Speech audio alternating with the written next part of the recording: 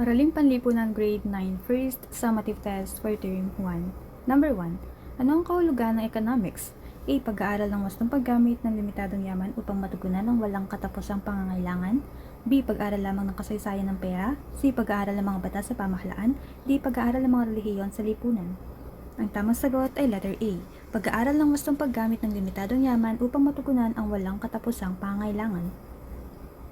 Number 2. Sa salitang Griego na oikonomos, ano ang ibig sabihin ng oikos? A. Batas, B. Sambahayan, C. Pamilihan, D. Kalikasan. Ang tamang sagot ay letter B. Sambahayan. Number 3. Ano ang ibig sabihin ng nomos na sa pinagmula ng salitang economics? A. Pamamahala o batas, B. Paghahanap buhay, C. Pagkikipagkalakalan, D. Pagtatanim. Ang tamang sagot ay letter A. Pamamahala o batas. Number 4. Sino ang karaniwang tinuturing na ama ng makabagong economics? A. Karl Marx, B. Adam Smith, C. John Locke, D. David Ricardo. Ang tamang sagot ay letter B. Adam Smith. Number 5. Alin ang halimbawa ng trade-off? A. Pagpili sa pag-aaral sa halip na paglalaro sa isang taktang oras.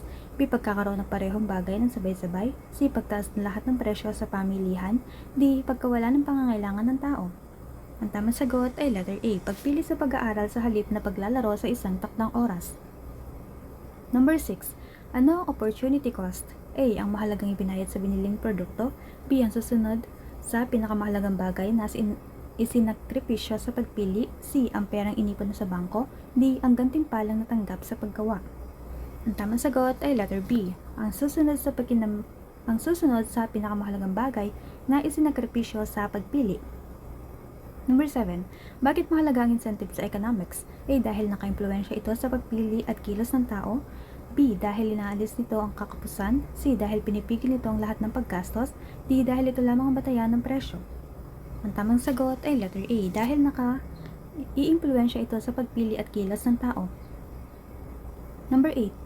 Ano ang tinutukoy ng marginal thinking? A. Pagsusuri sa dagdag na pagkinabang at dagdag na gastos ng isang pasya. B. Pagsunod lamang sa nakasanayan. C. Pagpili batay sa damdamin lamang. D. Pag-iwas na lahat ng uri ng pagpapasya. Tamang sagot ay letter A. Pagsusuri sa dagdag na pagkinabang at dagdag na gastos ng isang pasya. Number 9. Ano ang focus ng microeconomics? A. Pambansang kita at implementasyon lamang. B. Gawin ng individual, sambahayanan at bahay kalakal. C. Kalagayan ng buong daigdig lamang. D. Patakarang panlabas ng bansa. Tamang sagot ay letter B. Gawin ng individual, sambahayan at bahay kalakal. Number 10. Alin ang halimbawa ng isyong macroeconomics? A. Pagtaas ng antas ng inflasyon sa bansa. B. Pagpili ng isang mag-aaral sa bibilhing merienda. C. Pagkalkula ng baon sa isang araw. D. Pagpili ng isang pamilya ng ulam. Tamang sagot ay letter A. Pagtaas ng antas ng inflasyon sa bansa. Number 11. Ano ang pangunahing layunin ng likas kayang pag-unlad? A. Matugunan ang pangangailangan ngayon nang hindi sinasakripisyo ang susunod na henerasyon. B. Gamitin agad ang lahat ng likas yaman. C. Unahin ang kita kahit masira ang kalikasan. D. Pigilan ang lahat ng uri ng pag-unlad. Ang tamang sagot ay letter A. Matugunan ang pangangailangan ngayon nang hindi isinasakripisyo ang susunod na henerasyon. Number 12. Anong ibig sabihin ng PSSD? A. Philippine Strategy of Sustainable Development. B. Philippine System for Social Distribution. C. Public Service for Sustainable Democracy. D. Program for Social and Scientific Development. Tamang sagot ay letter A. Philippine Strategy for Sustainable Development. Number 13. Bakit mahalagang likas kayang pag-unlad sa pambansang kaunlaran? A. Pinagsasabay nito ang pag-unlad ng ekonomiya at pangangalaga sa kalikasan. B. Pinapalitan nito ang lahat ng gawain ng tao. C. Tinuturuan nito ang tao na huwag gumamit ng likas yaman. D. Tinatanggal nito ang pangangailangan ng produksyon. Tamang sagot ay letter A. Pinagsasabay nito ang pag-unlad ng ekonomiya at pangangalaga sa kalikasan. Number 14. Ilan ang Sustainable Development Goals o SDGs?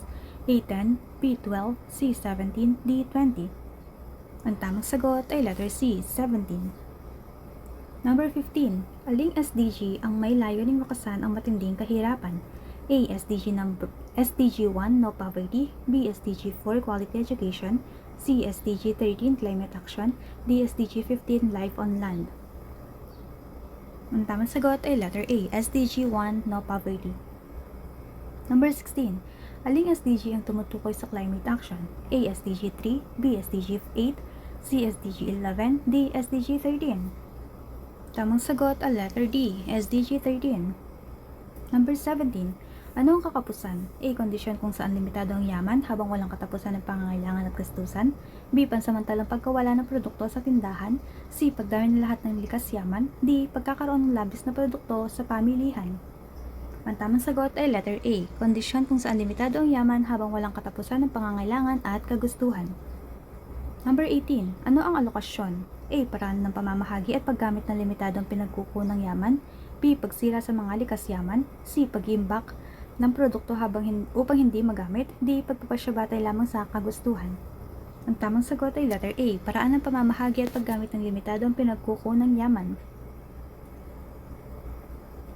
Number 19. Alin sa sumusunod ang isa sa tatlong pangunahing tanong pang-ekonomiko? A. Ano ang lilikhaing produkto at serbisyo? B. Sino ang magiging pangulo? C. Saan magbabakasyon ng pamilya? D. Ilang araw ang pasok sa paaralan? Ang tamang sagot ay letter A. Ano ang lilikhaing produkto at serbisyo? Number 20. Ano ang pagkakaiba ng sentralisado at desentralisadong alokasyon? A. Sa sentralisado, iisang otoridad ang nagpapasya. Sa desentralisado, maraming kalahok ang nagpapasya. B. Sa sentralisado, walang pamahalaan. Sa desentralisado, pamahalaan lamang nagpapasya. C. Pareho lamang ang paraan ng pagpapasya. D. Sa desentralisado, bawal ang pamilihan. Ang tamang sagot ay letter A. Sa sentralisado, iisang otoridad ang nagpapasya. Sa desentralisado, maraming kalahok ang nagpapasya. Number 21. Ang sistemang pang-ekonomiya ang nakabatay sa kaugalian, kultura at tradisyon. A. Market economy. B. Command economy. C. Traditional economy. D. Mixed economy. Ang tamang sagot ay letter C. Traditional economy. Number 22. Sa anong sistemang pang-ekonomiya malaki ang kontrol ng pamahalaan sa produksyon at alokasyon? A. Command economy. B. Market economy. C. Traditional economy. D. Barter economy. Tamang sagot ay letter A. Command economy. Number 23. Sino ang pangunahing nagpapasya sa isang market economy? A. Mga mamimili at producer sa pamilihan. B. Hari at tari lamang. C. Pamahalaan lamang. D. Mga dayuhang bansa lamang. Ang tamang sagot ay letter A. Mga mamimili at producer sa pamilihan. Number 24. Ano ang mixed economy? A. Pagsasama ng mga katangian ng market at command economy. B. Ekonomiyang nakabatay lamang sa tradisyon. C. Ekonomiyang walang pamilihan. D. Ekonomiyang walang papel ang pamahalaan. Tamang sagot ay letter A. Pagsasama ng mga katangian ng market at command economy. For the last number 25, bilang mag-aaral, paano mo may papakita ang matalinong alokasyon?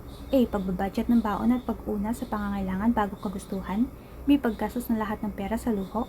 C. Pagbili ng produkto dahil sikat ito online. D. Pagbawaldas ng oras sa walang kabuluhang gawain. Ang tamang sagot ay letter A. Pagbabudget ng baon at pag-una sa pangangailangan bago kagustuhan.